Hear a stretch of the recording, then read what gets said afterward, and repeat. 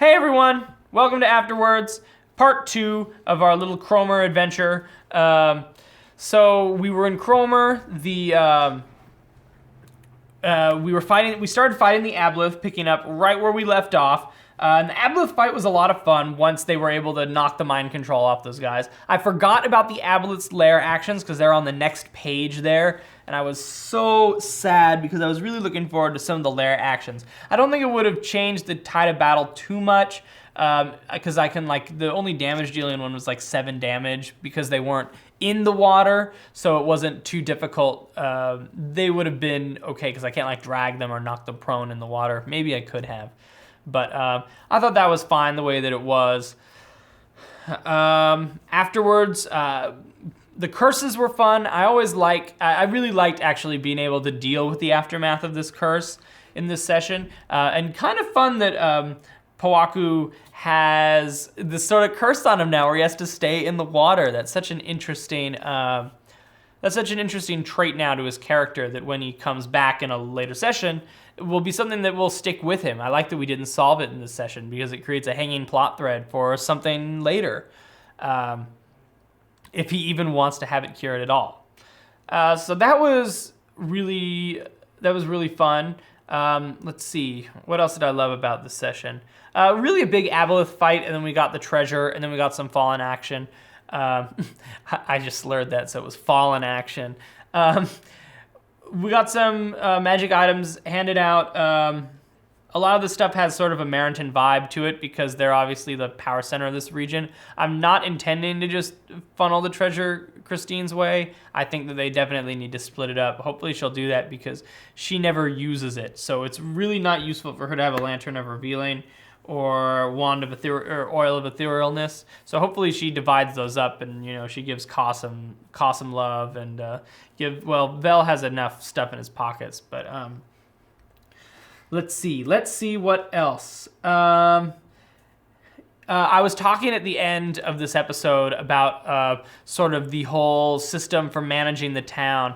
And essentially what that is each town has 2 stats. It has a size stat and it has a production stat. Its size stat determines how much food it needs to survive, and its production stat determines how much either food or arms it can raise. And Pamela gets to choose how all those are divided up.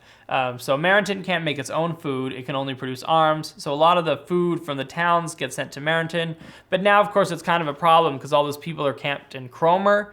Now it requires more food. So she's going to have to take it from somewhere or find it somewhere. And I'm having these features pop up sort of as they either solve problems or as they fix problems to sort of represent the way that... to represent sort of running this area and have a way for their adventures to have meaning on the area as a whole. So I have the map of Meriton, and you can kind of see the yellow ones, if we can cut to that. The yellow ones are the arms, and the green ones are the food. So you can see Meriton is mostly food, and Christine's left a couple of arms there.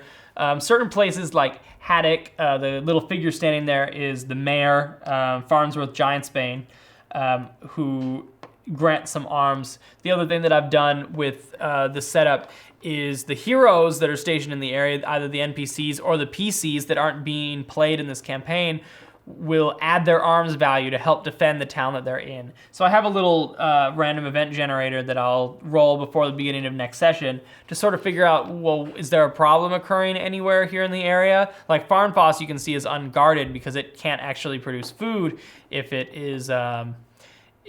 there is any military station there. So it's kind of undefended. So if something pops up there, Christine might have to leave Meriton to go deal with it herself, or she may have to move someone from another area. Like perhaps if Ka isn't around next session, she can send Ka down to Farnfoss, or she can move her troops from Meriton down to Farnfoss to take care of the problem. The way that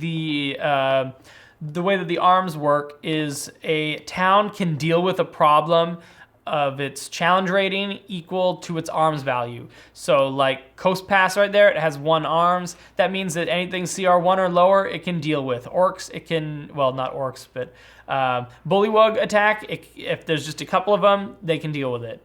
If there's something a little bit bigger, like say an ogre, they're going to have a hard time, which is why Haddock, which is attacked by ogres all the time, it can't produce food unless there are 3 arms there. So Farnfoss grants 2, plus the additional troops. The Marrington Rangers grant 1.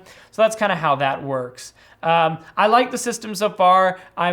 It's gonna be interesting next session because it'll be our first kind of session with it in place now that it matters.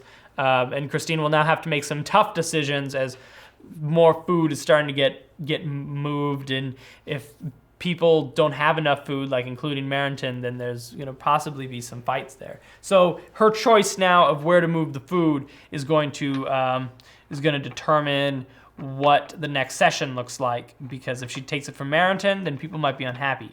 If she takes it from Zirathane, Bullywugs might be unhappy. If she takes it from Cromer, then the town might starve because the Crusaders are eating them at a house and home.